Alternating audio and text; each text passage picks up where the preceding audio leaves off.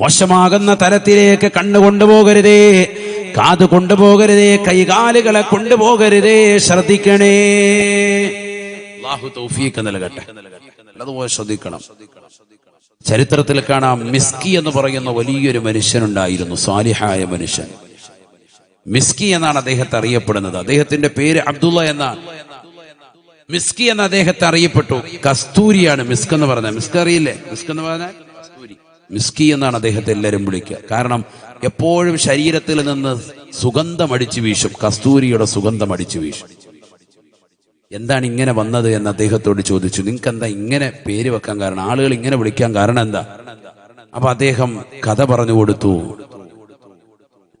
എന്റെ വാപ്പ വലിയൊരു കച്ചവടക്കാരനാണ്, തുണിക്കച്ചവടക്കാരനാണ്. ഞാനാണ് ഒരു നാണമുള്ളതാകുന്ന നല്ല സൗന്ദര്യമുള്ള ഒരു കുട്ടിയാണ്. നാണം കൂടുതലാണ്. ചില കുട്ടികൾ അങ്ങനെ ഉണ്ടല്ലോ, സൗന്ദര്യം നല്ലതുപോലെ കൂടിയിട്ടുള്ളതാകുന്ന ഒരു കുട്ടിയാണ്. അതുകൊണ്ട് തന്നെ എനിക്ക് മറ്റുള്ളവരുടെ മുന്നിലേക്ക് ചെന്ന് നിൽക്കാൻ എപ്പോഴും മടിയാണ്. ഞാനിങ്ങനെ ഒളിച്ചും പാത്തും ഒക്കെ നിൽക്കുന്ന ഒരു വ്യക്തിയാണ്. സൗന്ദര്യം വല്ലാതെ കൂടുതലുള്ള വ്യക്തിയാണ്. അങ്ങനെ ഗ്ലാമർ കൂടിയതാകുന്ന എന്നെ വാപ്പ കച്ചവടത്തിന്റെ സ്ഥാപനത്തിലേക്ക് കൊണ്ടുവന്ന് നിർത്തി. അങ്ങനെ കൊണ്ടുവന്ന് നിർത്തി, സുബ്ഹാനല്ലാഹ്, കച്ചവടം നല്ലതുപോലെ പൊടിപൊടിക്കുക.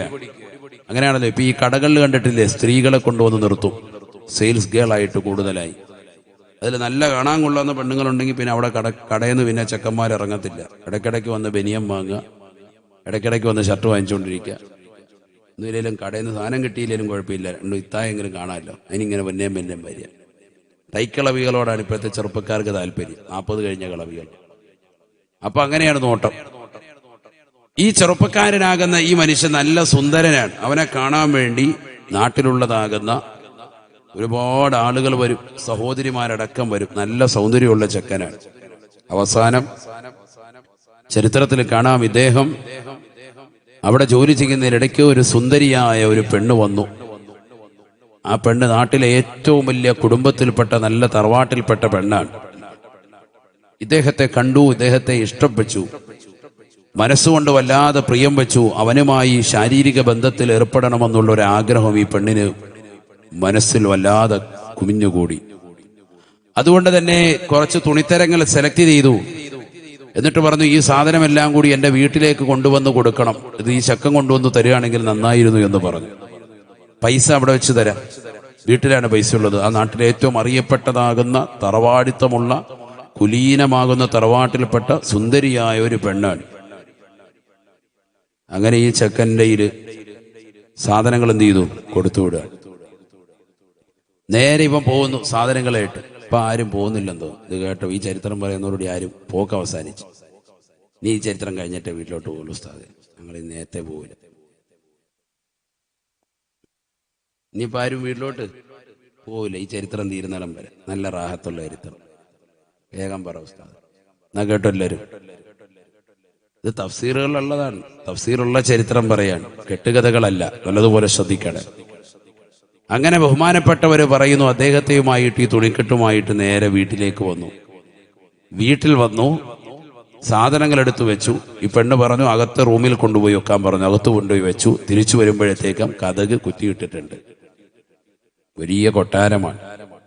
ധാരാളം തോഴിമാരുണ്ട്, സേവകന്മാരുണ്ട്, പട്ടാള സൈന്യം പോലെയുള്ള നിൽക്കുന്ന ആളുകളുണ്ട്. അതിന് നടുവിൽ ഈ പെണ്ണുമുണ്ട്.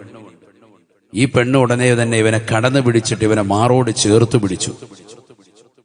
ഉടനെ ഇവൻ പേടിച്ചുകൊണ്ട് പിറകോട്ട് മാറി, ഭയപ്പെട്ടുകൊണ്ട് മാറി. അള്ളാഹുവിനെ ഭയപ്പെട്ടുകൊണ്ട് ഈ കുട്ടി പുറകോട്ട് മാറി. ചെറുപ്പക്കാരനാണ്, വലിയ പ്രായമൊന്നുമില്ല. പിറകോട്ടങ്ങോട്ട് മാറിയപ്പോ ഈ പെണ്ണ് വീണ്ടും അതിശക്തമായി പിടിക്കാൻ വേണ്ടി തുനിഞ്ഞു. അപ്പൊ ഇവൻ പറഞ്ഞു, ഇന്നി ഹാഖിബുൻ, എനിക്ക് മലമൂത്ര വിസർജനത്തിന് മുട്ടുന്നുണ്ട്, പ്രയാസം മുട്ടുന്നുണ്ട് എന്ന് പറഞ്ഞു. ഹാഖിബാണ് ഞാൻ. അപ്പൊ പറഞ്ഞു അത് കഴിഞ്ഞിട്ട് വരാം. അപ്പൊ പിന്നെ പ്രശ്നമില്ലല്ലോ. അപ്പൊ ഈ പെണ്ണ് പറഞ്ഞു, എന്നാ ശരി. മലമൂത്ര വിസർജനത്തിനുള്ള സൗകര്യം ടോയ്ലറ്റ് കാണിച്ചു കൊടുത്തു. ഇപ്പം ബാത്റൂമിനുള്ളിൽ കയറി. ഇനി രക്ഷപ്പെടണമെങ്കിൽ ഒറ്റ വഴിയേ ഉള്ളൂ. ഈ മനുഷ്യൻ വേഗം തന്നെ എന്ത് ചെയ്തു? അദ്ദേഹം മലമൂത്ര വിസർജനം നടത്തി. കാഷ്ടിച്ചതിന് ശേഷം ആ കാഷ്ടമെടുത്ത് ശരീരത്തിൽ പുരട്ടി. എന്നിട്ട് ഇറങ്ങി വന്നിട്ട് പറഞ്ഞു, വാ താത്ത, വാ വാ വാ വാ, യാ അല്ലാഹ് തആലി, വരാൻ പറഞ്ഞു. വരൂ ആരെങ്കിലും. പിന്നെ വിളിക്കാൻ വെളിയിലോട്ട് ഇറങ്ങി വന്നിട്ട് വിളിക്കും. കാരണം രക്ഷപ്പെടാൻ വേറൊരു മാർഗവും ഇല്ല. അപ്പൊ ഇവൻ ഈ പുറത്തോട്ട് ഇറങ്ങി വന്ന് ഇവന്റെ ഈ പ്രവർത്തനം കണ്ടപ്പോൾ ഈ പെണ്ണിനോട് ആരൊക്കെ വിളിച്ചു പറഞ്ഞതേ ഇന്നഹു മജ്നൂനുൻ, തലയ്ക്ക് വട്ടുള്ള തീമാൻ തോന്നുന്നുണ്ട്, മനസ്സിലായി? ഇല്ലെങ്കിൽ ഇങ്ങനെ കാണിക്കൂലല്ലോ. സ്വന്തം മലം എടുത്തിട്ട് ശരീരം മുഴുവൻ ഒന്നായിട്ട് പെരട്ടിയിട്ട് ഇവൻ വന്നിരിക്കാൻ. സുബ്ഹാനല്ലാഹ്, ഈ മനുഷ്യൻ നേരെ ചെല്ലുകയാണ്. വീട്ടിൽ ചെന്നു, കുളിച്ചു, വസ്ത്രം ധരിച്ചു, ഒതു എടുത്തുകൊണ്ട് കിടന്നുറങ്ങുമ്പോ രാത്രിയതാ കടന്നു വരുന്നു സയ്യിദുനാ ജിബ്രീൽ അലൈഹിസ്സലാം. ജിബ്രീൽ അലൈഹിസ്സലാം വന്നുകൊണ്ട് അദ്ദേഹത്തിന്റെ ശരീരത്തിൽ വന്നുകൊണ്ട് ഒരു സ്പർശനം നടത്തുകയാണ്, കൈകൾ കൊണ്ട് തടവുകയാണ്. മഹാന്മാർ തഫ്സീറുകൾ രേഖപ്പെടുത്തി വെച്ച ചരിത്രമാണ് ഞാൻ ഈ പറയുന്നത്, കെട്ടുകഥയല്ല. ബഹുമാനപ്പെട്ടവർ പറയുകയാണ്, എന്റെ ശരീരത്തിലേക്ക് ജിബ്രീൽ അലൈഹിസ്സലാമിന്റെ സ്പർശനമുണ്ടായി. അന്ന് മുതൽക്ക് എന്റെ ശരീരം ഈ രീതിയിൽ തന്നെ സുഗന്ധം അടിച്ചു വീശുന്നതായി. മസ്കി എന്നുള്ള പേരിലാണ് പിന്നീട് ബഹുമാനപ്പെട്ടവരെ മരണം വരെയും അറിയപ്പെട്ടത് എന്ന് ചരിത്രം രേഖപ്പെടുത്തുകയാണ്. ഫമൻ കാന യർജൂ لقاء ربه فليعمل عملا صالحا. പടച്ച റബ്ബിനെ കാണണമെന്ന് ആഗ്രഹിക്കുന്നവരെ, ഈ ദുനിയാവിൽ മോശപ്പെട്ട പ്രവർത്തനങ്ങളിലേക്ക് നമ്മൾ പെട്ടുപോകാൻ പാടില്ല. ആഖിറത്തെ ചിന്തിച്ചുകൊണ്ട് നന്മയാർന്ന പ്രവർത്തനങ്ങൾ ചെയ്യണേ. നമ്മളെ തിന്മയിലേക്ക് ക്ഷണിക്കുന്ന സഹോദരിമാരുണ്ടാകും, നമ്മളെ തിന്മയിലേക്ക് നയിക്കുന്ന ചെറുപ്പക്കാരുണ്ടാകും, നീയുമായി ബന്ധം സ്ഥാപിക്കാൻ വേണ്ടി നിലകൊള്ളുന്നതാകുന്ന യുവാക്കളുണ്ടാകും. ഒരാളുമായി ചങ്ങാത്തം അനാവശ്യമായി കൂടരുതേ. ഇത് ഹറാമായ തലത്തിലേക്ക് പോകുമെന്ന് കണ്ടാൽ ഫോൺ വിളികൾ പോലും നിങ്ങൾ ഉപേക്ഷിക്കണേ. എന്റെ ഭർത്താവ് എനിക്ക് വേണ്ടി ജീവിക്കുന്ന ഭർത്താവാണ്, അദ്ദേഹമാണ് എനിക്ക് വേണ്ടി കഷ്ടപ്പെടുന്നത്. രാവിലെ തന്നെ ഇറങ്ങുകയാണ് അദ്ദേഹം പറമ്പിലേക്ക്, പാടത്തേക്ക് ജോലിക്ക് വേണ്ടി. പാവപ്പെട്ടതാകുന്ന മനുഷ്യനാണ്. പാടത്തും പറമ്പത്തും പട്ടിണി കിടന്നുകൊണ്ട് പണിയെടുക്കുന്ന പാവപ്പെട്ടവന്റെ രോദനം മനസ്സിലാക്കാതെ പ്രവാസ ലോകത്ത് അറബിയുടെ ചാട്ടമാറടി കൊണ്ട് മരുഭൂമിയിൽ പൊരുവയലത്ത് കഷ്ടപ്പെടുന്ന പ്രിയപ്പെട്ടതാകുന്ന മാരന്റെ വ്യസനങ്ങളും ദുഃഖങ്ങളും തിരിച്ചറിയാതെ അന്യരാക്കപ്പെട്ട കാമുകന്മാരുമായി രാത്രിയുടെ യാമങ്ങൾ എന്നല്ല പകല് പോലും രഹസ്യവും പരസ്യവുമാകുന്ന വീഴ്ചയ്ക്ക് തയ്യാറെടുക്കുന്ന സഹോദരിമാരെ, ആഖിറത്തെ ഒന്ന് ചിന്തിക്കണേ. പടച്ച റബ്ബിന്റെ ലിഖാ നമുക്കൊന്ന് കാണണ്ടേ, അല്ലാഹുവിനെ ഒന്ന് ദർശിക്കണ്ടേ. അതുകൊണ്ട് നന്മയാർന്ന പ്രവർത്തനങ്ങൾ ചെയ്തുകൊണ്ട് നിലകൊള്ളണേ. നിനക്ക് വേണ്ടിയിട്ടാണ് നിന്റെ ഭാര്യ ജീവിക്കുന്നത്. നീ പാടത്തേക്ക് പോകുമ്പോഴും പ്രവാസ ലോകത്തേക്ക് പോയി വർഷങ്ങളോളം ജീവിതം നയിക്കുമ്പോഴും മക്കൾക്ക് വേണ്ടി കുടുംബത്തിന് വേണ്ടി അന്നം തേടി നീ കഷ്ടപ്പെടുമ്പോഴും നിന്റെ വീട്ടിൽ നിന്റെ മക്കളെ നോക്കുകയും നിന്റെ മാതാപിതാക്കൾക്ക് വേണ്ടുന്ന ശുശ്രൂഷകൾ കൊടുത്തുകൊണ്ട് വേണ്ടുന്ന കാര്യങ്ങൾ ചെയ്തുകൊണ്ട് വീട് പരിപൂർണമായി പരിപാലിക്കുകയും ചെയ്യുന്ന പാവപ്പെട്ട സഹോദരിമാർ വീടിന്റെ അകത്തളങ്ങളിലുണ്ട്. നിന്നെ മാത്രം ആഗ്രഹം ചെയ്തുകൊണ്ട് നിലകൊള്ളുന്നവരാണ്. അന്യരാകുന്ന പരപുരുഷന്മാർ കിടക്ക വിരിക്കാൻ പലപ്പോഴും നിർബന്ധിച്ചിട്ടുണ്ട്. പല രീതിയിലും ആംഗ്യ ഭാഷയിലൂടെ അവർ ബസ്സിൽ പോയപ്പോഴും ട്രെയിനിൽ പോയപ്പോഴും പല ചെറുപ്പക്കാരും പല അങ്ങാടിയിൽ നിന്നുകൊണ്ട് കണ്ണും കാതും കാണിച്ചിട്ട് പോലും ഒരാളിലേക്ക് പോലും തിരിയാതെ പരിപൂർണമായി ശ്രദ്ധ അള്ളാഹുവിലേക്ക് തിരിച്ച് എനിക്കെന്റെ പടച്ച റബ്ബ് മതി, എനിക്കെന്റെ പ്രിയപ്പെട്ട മാരം മതി, എനിക്കെന്റെ പ്രിയപ്പെട്ട ഭർത്താവ് മതി, അവരുടെ പ്രിയപ്പെട്ടതാകുന്ന മക്കളെ എനിക്ക് നോക്കണം, അവരുടെ പ്രിയപ്പെട്ട മാതാപിതാക്കളെ എനിക്ക് നോക്കണം, എനിക്കെന്റെ കുടുംബത്തിന്റെ പരിപൂർണമായ ചുമതല ഞാനാണ് എന്ന് പറഞ്ഞുകൊണ്ട് അള്ളാഹുവിനെ മാത്രം മുൻനിർത്തിക്കൊണ്ട് സംശുദ്ധമായ ജീവിതം നയിക്കുന്ന ഏതൊരു സഹോദരിമാരുണ്ടോ അവർക്ക് തീർച്ചയായും അള്ളാഹുവിന്റെ ലിഖാ പടച്ച റബ്ബിനെ കാണാനുള്ള സൗഭാഗ്യമാണ്. അള്ളാഹുവേ നീ തൗഫീഖ് നൽകണേ അല്ലാ.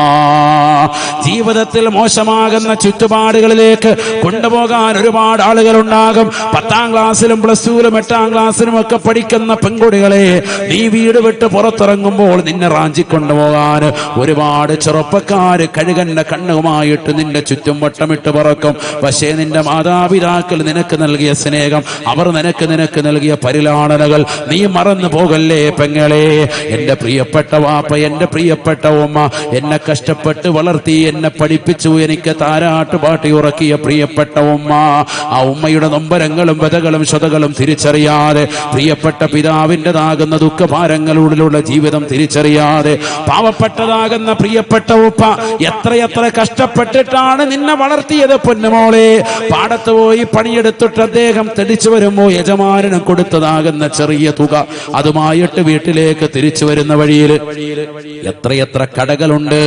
അതിശക്തമാകുന്ന ചൂട് മൂലം ദാഹിച്ച് പരവശരാകുന്ന ആളുകൾ കടയിൽ കയറി ജ്യൂസ് കുടിക്കുന്ന സമയം, നല്ല നല്ലതാകുന്ന പാനീയങ്ങൾ കുടിക്കുന്ന സമയം നിന്റെ പിതാവ് കടയിൽ കയറുന്നില്ല. കാരണം ഒരു 20 രൂപയുടെ നിറഞ്ഞാവെള്ളം ഞാൻ കുടിക്കാതെ നിലകൊണ്ടാൽ ആ 20 രൂപ എന്റെ പ്രിയപ്പെട്ട മക്കളുടെ വിദ്യാഭ്യാസത്തിന് ഉപകരിക്കുമോ എന്ന് കരുതി മനസ്സിലാക്കി അതുകൂടി സൂക്ഷിച്ചുകൊണ്ട് പട്ടിണി കടന്നുകൊണ്ട് വീട്ടിലേക്ക് ആ പൈസ കൂടി എത്തിക്കുന്നതാകുന്ന പ്രിയപ്പെട്ട വാപ്പയുടെ നൊമ്പരം കാണാതെ പോകല്ലേ പെണ്ണുമോളെ. അവരുടെ വിഷമങ്ങളും സ്വതകളും തിരിച്ചറിയാതെ പോകരുതേ. വാപ്പയെ മനസ്സിലാക്കാതെ ഉമ്മയുടെ സ്നേഹം തിരിച്ചറിയാതെ അവസാനം കാമുകനുമായിട്ട് വളർന്നു വരുകയാണ്. ബൈക്കിന്റെ പിന്നാമ്പുറത്ത് ഇരുന്നു കൊണ്ട് കോടതി മുറിയിലേക്ക് കടന്നു വരുന്ന പൊന്നുമോള് പ്രതിക്കൂട്ടിയിൽ വാപ്പയും ഉമ്മയും നിർത്തിയിട്ട് എനിക്ക് ഒരു സ്നേഹം നൽകിയില്ല എന്ന് കോടതി മുറിയിൽ വെച്ചുകൊണ്ട് വിളിച്ചു പറയുന്ന രംഗത്തേക്ക് എടക്കരയുടെ മണ്ണ് പോലും മാറിയില്ലേ. അത്തരത്തിലുള്ളതാകുന്ന സഹോദരിമാര് പോലും രംഗപ്രവേശനം ചെയ്തില്ലേ.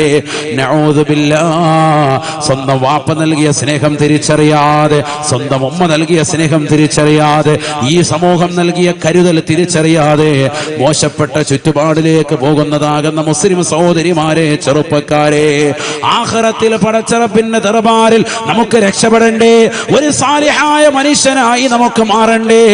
ഇന്ന് വരെ നിന്റെ ജീവിതത്തിൽ ചെയ്തു പോയിട്ടുള്ള സർവ്വ തെറ്റുകളും പടച്ചറപ്പിലേക്ക് ഏറ്റു പറയാനുള്ള സമയമാണ്, സന്ദർഭമാണ്. നിനക്ക് ആഖിറത്തിൽ രക്ഷപ്പെടണോ, പടച്ചറപ്പിന്റെ പൊരുത്തം നിനക്ക് ലഭിക്കണോ, സാലിഹായ മനുഷ്യനായി നിനക്ക് മാറണോ? ഫൽഅമൽ അമലാ സാലിഹാ. നിന്റെ മാതാപിതാക്കളെ കൈപിടിച്ചുകൊണ്ട് പൊട്ടിക്കരഞ്ഞുകൊണ്ട് പൊരുത്തം ചോദിക്കണേ. വാപ്പാ ഉമ്മ തെറ്റുപറ്റിപ്പോയി, അന്യരാകുന്ന ചെറുപ്പക്കാരുമായി ചങ്ങാത്തം പുൽകിപ്പോയി, അന്യ പെണ്ണുമായി ഞാൻ മോശപ്പെട്ട രീതിയിൽ ബന്ധപ്പെട്ടു പോയി, എനിക്ക് പൊറുത്തു തരണമെന്ന് മാതാപിതാക്കളോട് പൊരുത്തം ചോദിക്കുകയും നാഥനായ റബ്ബിനോട് പൊട്ടിക്കരഞ്ഞുകൊണ്ട് ഇസ്തിഗ്ഫാർ ചൊല്ലിക്കൊണ്ട് നല്ല പ്രവർത്തനങ്ങളുമായി ശിഷ്ടകാല ജീവിതത്തിൽ നിലകൊള്ളണേ. എങ്കിൽ മാത്രമാണ് രക്ഷപ്പെടാൻ സാധിക്കൂ എന്ന് വിശുദ്ധമായ ഖുർആൻ. അല്ലാഹു തൗഫീഖ് തരട്ടെ, അല്ലാഹു തൗഫീഖ് തരട്ടെ. അപ്പൊ ഒന്നാമതായി നല്ല അമല് വേണം, നല്ല നല്ല അമല് വേണം, എങ്കിലേ രക്ഷപ്പെടുകയുള്ളൂ. അതിലെല്ലാം ഉൾപ്പെട്ടു. നോമ്പ്, സക്കാത്ത്, ഹജ്ജ്, സുഹൃത്തുക്കളെല്ലാം പെട്ടു. അള്ളാഹു തൗഫീഖ് തരട്ടെ. 2, ശരിക്ക് ദുആ ചെയ്യണം എപ്പോഴും. എന്ത്? അള്ളാഹു എന്നെ നീ സാലിഹീങ്ങൾ ഉൾപ്പെടുത്തണേ അല്ലാഹ് എന്ന് എപ്പോഴും ദുആ ഇരക്കണം. കാരണം ഏതു സമയത്തും അള്ളാഹു ഈമാൻ തെറ്റിക്കാം. അങ്ങനത്തെ ലോകത്താണ് നമ്മൾ നിലകൊള്ളുന്നത്. അള്ളാഹു നമ്മളെ കാത്തു സംരക്ഷിക്കട്ടെ. ഏത് സമയത്തും ഈമാൻ ഊരപ്പെടാം. 24 വയസ്സുള്ള ഒരു ചെറുപ്പക്കാരൻ മലപ്പുറം ജില്ലയിലെ ഒരു യൂണിവേഴ്സിറ്റിയിൽ പഠിച്ചതാകുന്ന ഒരു സമുന്നത കലാലയത്തിൽ പഠിച്ച ഒരു ചെറുപ്പക്കാരൻ ഇന്ന് യുക്തിവാദത്തിന്റെ വിഷയത്തിൽ നിന്നുകൊണ്ട് സംസാരിക്കുന്ന കാലഘട്ടം നമ്മൾ കാണുകയാണ്. 24 വയസ്സേ ഉള്ളൂ. ബിരുദം കൊടുത്തിട്ടില്ല ആ സ്ഥാപനത്തിൽ നിന്ന്. പക്ഷെ ഞാൻ ബിരുദം കരഗതമാക്കി എന്ന അർത്ഥത്തിൽ അവൻ വാറോലകൾ സമൂഹ മാധ്യമങ്ങൾക്ക് മുന്നാകെ പ്രചരിപ്പിക്കുന്നു.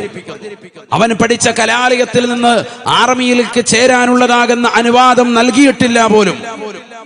ആർമിയിൽ നിങ്ങൾ ചേരരുത്, ഇന്ത്യയുടെ സൈന്യത്തിൽ നിങ്ങൾ ചേരരുത് എന്ന് പറഞ്ഞു പോലും. നഊദു ബില്ലാഹ്. അങ്ങനെ ഒരു സ്ഥാപനത്തിനും ഒരു സമൂഹത്തിനും അങ്ങനെ പഠിപ്പിക്കുന്നേയില്ല. മുസ്ലിം കലാലയങ്ങളൊക്കെ സുവ്യക്തമാണ്. ഇന്ന് CCTV ക്യാമറകളുണ്ട്. പഴയതുപോലല്ല, എല്ലാവിധ സൗകര്യങ്ങളോടുമുള്ളതാകുന്ന കലാലയങ്ങളാണിന്ന്. പഠിപ്പിക്കുന്നത് എന്ത് എന്നുള്ളത് സുവ്യക്തമാണ്. ആർക്കും പരിശോധിക്കാം. നമ്മുടെ മദ്രസകൾ എടുത്ത് പരിശോധിക്കാം. എവിടെയാണ് നമ്മൾ തീവ്രവാദത്തിനും ഭീകരവാദത്തിനും ആക്കം കൂട്ടുന്ന പ്രവർത്തനം ഏത് കലാലയത്തിൽ നിന്നാണ് ആഹ്വാനം ചെയ്യുന്നത്? എവിടെയുമില്ല. ഇന്ത്യയുടെ ആർമിയിൽ ചേർന്നാൽ അത്രയും നല്ലതല്ലേ? അവൻ പറയുന്നത് ഇന്ത്യയുടെ ആർമിയിൽ ചേർന്നാൽ അഫ്ഗാനിസ്ഥാനിലും അല്ലെങ്കിൽ മറ്റുള്ള പാകിസ്ഥാനിലുമാകുന്ന പട്ടാളക്കാരുമായിട്ട് യുദ്ധം ചെയ്യേണ്ടി വരും. അവർ തീവ്രവാദികളും ഭീകരവാദികളും ആണെങ്കിലും അവർ യഥാർത്ഥത്തിൽ മുസ്ലിമീങ്ങളല്ലേ, അവരോട് യുദ്ധം ചെയ്യുന്നത് ഒരു മുസ്ലിമിന് യോജിച്ചതല്ലല്ലോ എന്നുള്ള മോശപ്പെട്ട വർത്തമാനം ചില യുക്തിവാദത്തിൻ്റെതാകുന്ന മതഭ്രാന്ത് പിടിച്ച ആളുകൾ, മതാന്ധത ബാധിച്ചതാകുന്ന ചില ആളുകൾ കുത്തിവെച്ചിട്ടുള്ള ചില വർത്തമാനമാണത്. ആ കുട്ടിയുടെ ഹൃദയത്തിലേക്ക് ആരോ കൊടുത്തതാണ്. ഒരു കലാലയത്തിലും അങ്ങനെ പഠിപ്പിക്കപ്പെടുന്നില്ല, ഒരാളും അങ്ങനെ പറയുന്നുമില്ല. ഞാൻ പറയുന്നത് 8 10 വർഷമൊക്കെ ഒരു കലാലയത്തിൽ പഠിച്ചിറങ്ങിയ വിദ്യാർത്ഥി പോലും പിഴച്ചു പോകുന്ന കാലഘട്ടമാണിത്. യുക്തിവാദത്തിലേക്ക് പോകുന്നു. ഏതെങ്കിലും ബിദ്അത്തിന്റെ പ്രസ്ഥാനത്തിലേക്ക് പോകല്ല, യുക്തിവാദത്തിലേക്ക് പോവാൻ, മതനിരാസത്തിലേക്ക് പോവാൻ. മതമില്ല, മതത്തിന്റെ ചിഹ്നങ്ങളെയും മൂല്യങ്ങളെയും പരിപൂർണമായി ഒഴിവാക്കുന്ന അവസ്ഥയിലേക്ക് എത്തുകയാണ്. അല്ലാഹു അക്ബർ എന്ന് വിളിച്ചുകൊണ്ടിരുന്നവൻ അല്ലാഹ് എന്ന് പറയുമ്പോൾ അറപ്പും അവന് വെറുപ്പും ഉണ്ടാകുന്ന കാലഘട്ടത്തിലേക്ക് എത്തിപ്പെടുന്ന ഒരു ലോകം. നഊദു ബില്ലാഹ്. അല്ലാഹ് ഇല്ല എന്ന് പറയുന്ന ഒരവസ്ഥ, മുഹമ്മദ് നബി എന്ന് പറയുന്ന പ്രവാചകൻ ഈ ലോകത്ത് വന്നിട്ടില്ല എന്ന് പറയുന്ന ഒരവസ്ഥ, അവരൊക്കെ പെണ്ണുപിടിയന്മാരാണ് എന്ന് പറയുന്ന ഒരവസ്ഥയിലേക്ക് മുസ്ലിം സമുദായത്തിൽ ജീവിച്ചിരുന്ന, പാരമ്പര്യം കൊണ്ട് ഇസ്ലാം മതത്തിൽ ജീവിച്ചിരുന്ന ആളുകൾ പോകുന്ന ഒരു കാലഘട്ടം. ഇതൊന്നും വലിയ അതിശയോക്തിയുള്ള കാര്യമല്ല. കാരണം പരിശുദ്ധ പ്രവാചകൻ പറഞ്ഞു, നേരം വെളുക്കുമ്പോൾ മുഅ്മിനാകും, വൈകിട്ട് കാഫിറാകുന്ന ലോകം വരും. ഹബീബ് റസൂലുള്ളാഹി യുസ്ബിഹു റജുലു മുഅ്മിന വയുംസി കാഫിറ. ഹബീബ് റസൂലുള്ളാഹി പ്രഭാതത്തിൽ മുഅ്മിൻ, പ്രദോഷത്തിൽ കാഫിർ, അവിശ്വാസിയാകുന്ന ഘട്ടം വരും. ഹബീബ് റസൂലുള്ളാഹി പ്രഭാതത്തിൽ അവിശ്വാസി, പ്രഭാത സമയമാകുമ്പോ, പ്രദോഷ സമയമാകുമ്പോ അവൻ വിശ്വാസി. അങ്ങനെ ഒരു അവസ്ഥയും വരും. അങ്ങനെയും ഉണ്ടാവാം. ഏതു സമയത്താണ് ഈമാൻ തെറ്റിപ്പോകുക, ഏതു സമയത്താണ് ഈമാൻ ഇട്ടുതരിക, റബ്ബിന് മാത്രമേ അറിയുകയുള്ളൂ. അതുകൊണ്ടാണ് നമ്മൾ എപ്പോഴും ദുആ ചെയ്തുകൊണ്ടിരിക്കണം. നമുക്ക് അല്ലാഹു സുബ്ഹാനഹു വ തആല നൽകിയിരിക്കുന്ന ഹിദായത്ത് അണഞ്ഞു പോകാതിരിക്കാൻ പ്രിയപ്പെട്ട മുസ്ലിമേ സദാസമയം ദുആ ചെയ്യണം. റബ്ബനാ ലാ തുസിഉ ഖുലൂബനാ ബഅദ ഇദ് ഹദൈതനാ വഹബ് ലനാ മിൻ ലദുൻക റഹ്മ ഇന്നക അൻതൽ വഹാബ്. ഞങ്ങളെ സന്മാർഗത്തിലാക്കിയതിനു ശേഷം ഞങ്ങളെ നീ പിഴപ്പിക്കല്ല അല്ലാ. മോശപ്പെട്ട ആശയ ആദർശങ്ങളിലേക്ക് ഞങ്ങളെ നീ കൊണ്ടുപോകല്ല അല്ലാ. സത്യവിശ്വാസി സദാസമയം ദുആ ചെയ്തുകൊണ്ടിരിക്കേണ്ട പ്രാർത്ഥനയാണ്. കാരണം ഇന്ന് സമൂഹം യുക്തിവാദത്തിലേക്ക് ഉന്നുന്നതാകുന്ന കാലഘട്ടമാണ്. ആദരവായ പ്രവാചകർ എപ്പോഴും ദുആ ചെയ്യാൻ പഠിപ്പിച്ചിരുന്ന പ്രാർത്ഥനയാണ്. യാ മുഖല്ലിബൽ ഖുലൂബ് സബ്ബിത് ഖുലൂബനാ അലാ ദീനിക വഫീ തഅതിക വഫീ ഈമാനിക യാ അല്ലാഹ്. യാ മുഖല്ലിബൽ ഖുലൂബ്, ഹൃദയത്തെ തിരിച്ചു കളയുന്നവനായ അല്ലാഹ്. ഏത് സെക്കൻഡിലും ഹൃദയത്തിൽ അല്ലാഹു നൽകിയിരിക്കുന്ന വിശ്വാസത്തിന്റെ ഈമാനികമാകുന്ന പ്രഭയെ അണച്ചു കളയാൻ പടച്ച റബ്ബിന് സാധിക്കും. യാ മുഖല്ലിബൽ ഖുലൂബ് സബ്ബിത് ഖുലൂബനാ, ഹൃദയങ്ങളെ തിരിച്ചു കളയുന്ന നാഥാ, ഞങ്ങളുടെ ഹൃദയത്തെ നീ ഈമാനിന്റെ അടിത്തട്ടിൽ പരിപൂർണമായി ഉറപ്പിച്ചു തരണേ അല്ലാഹ്. സത്യവിശ്വാസി ദുആ ചെയ്യണേ ഇതെന്ന് ഹബീബ് റസൂലുള്ളാഹി നബിതങ്ങൾ പഠിപ്പിച്ചതാണ്. അപ്പൊ സുഹൃതങ്ങൾ ചെയ്യുക എന്നുള്ളത് മാത്രമല്ല, ആ സുഹൃതങ്ങൾക്ക് നാന്ദി കുറിക്കുന്നതാകുന്ന ഹിദായത്തിനെ എപ്പോഴും ചോദിച്ചുകൊണ്ടിരിക്കണം. ആക്കട്ടെ, ദിവസം 5 വഖത്ത് നിസ്കാരം എത്ര റക്അത്തുണ്ട്? 17 റക്അത്തുണ്ട്. 5 വഖത്ത് നിസ്കാരം, ഫർളായ നിസ്കാരം. സുബഹി 2, ളുഹർ 4, അസ്ർ 4, മഗ്രിബ് 3, ഇശാ 4, 17 റക്അത്താണ്. എല്ലാ റക്അത്തുകളിലും നമ്മൾ അല്ലാഹുവിനോട് ചോദിക്കുകയാണ്, എന്ത്? ഇഹ്ദിനസ് സിറാത്തൽ മുസ്തഖീം, നേരായ മാർഗത്തിലേക്ക് ഞങ്ങളെ നീ എത്തിക്കണേ അല്ലാഹ്. കാരണം പിഴച്ചുപോയാ പോയി എല്ലാം നഷ്ടപ്പെട്ടു, ഒരു അമലും സ്വീകാര്യമാവൂല. അല്ലാഹു നമ്മളെ സ്വീകരിക്കട്ടെ. അല്ലാഹുവേ, ഞങ്ങളെ നീ സാലിഹീങ്ങൾ ഉൾപ്പെടുത്തണേ അല്ലാഹ്. സാലിഹാവുക എന്ന് പറഞ്ഞാൽ ചെറിയ കാര്യമല്ല. അതുകൊണ്ടല്ലേ ബഹുമാനപ്പെട്ടതാകുന്ന യൂസുഫ് നബി അലൈഹിസ്സലാം പടച്ച റബ്ബിനോട് ദുആ ചെയ്യുകയാണ്, റബ്ബി ഖദ് ആതൈതനീ മിനൽ മുൽക്ക് വഅല്ലംതനീ മിൻ തഅവീലിൽ അഹാദീസ് ഫാത്തിറസ് സമാവാതി വൽ അർദ് അൻത വലി في الدنيا والآخرة توفني مسلما وألحقني